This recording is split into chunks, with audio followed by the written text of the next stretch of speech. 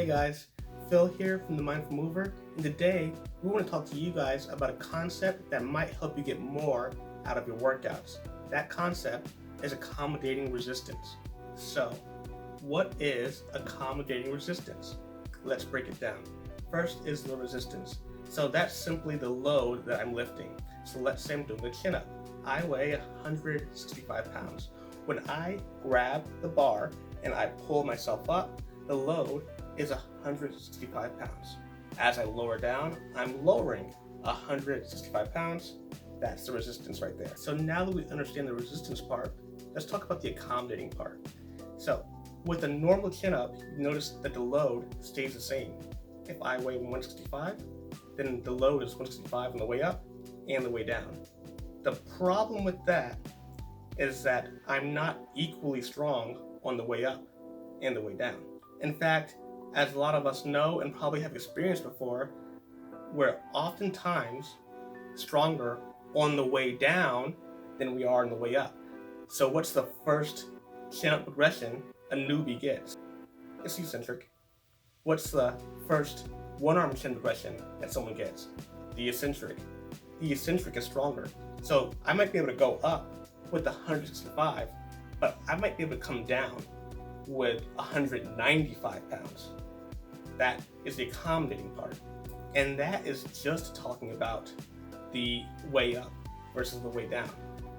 It gets even deeper than that. At certain points, I might be stronger than other points. For example, at the very beginning, I might have a really strong initial pull, but then the part here where I'm trying to get my chin over the bar might be really weak. And same thing on the way down. Well, as I go down, I might be kind of weak right about the 90-degree point. When I get here, I might be strong again. So how can we take advantage of accommodating resistance? Well, let's look at an example. With this example, you'll see actually my wife, Martina. She's doing a chin-up here, and I'm holding her waist. And as she goes up, I'm applying pressure to pull her down and make her work against me. I might be giving her 10 pounds of pressure at the bottom, maybe 5 pounds near the middle.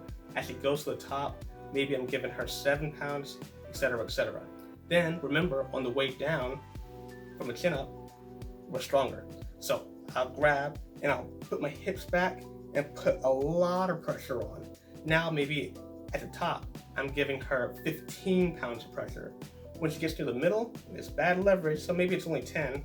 And near the end, maybe it's back to 15 pounds of pressure again.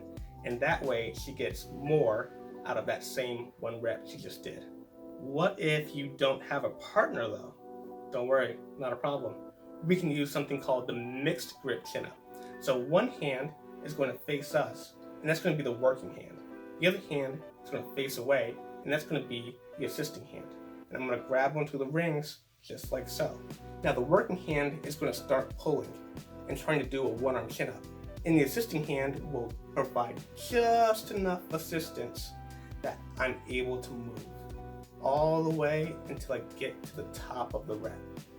Once I'm at the top, I'm going to put as much weight as possible on my working hand and take off even more pressure from my assisting hand. Why? Because remember, we're stronger eccentrically. Once all the weight that I can put is on the working hand, I'm going to lower down slowly and resist gravity all the way until I get to the bottom.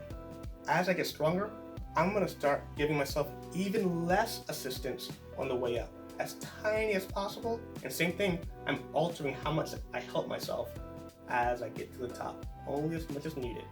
Once I'm there, I can even take my hand off and lower down with one arm.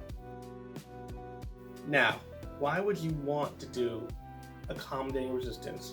If you've ever tried it, then you know that on the way up, halfway through, your left eye wants to explode out your head. On the way down, your right eye wants to explode. It's really difficult. And that's the answer right there. That difficulty is the reason. See, when you do a normal rep, even if I'm doing something like a weighted chin-up, then the load stays the same the entire range, even though we're stronger at different parts of the range. With the accommodating resistance, the entire range of motion is difficult. And that can allow you to get more load out of less reps. We have variations of accommodating resistance for every lift that we use, and In time, we're going to seal them all. So stay tuned for more on accommodating resistance and getting more out of less on the Mindful Mover channel.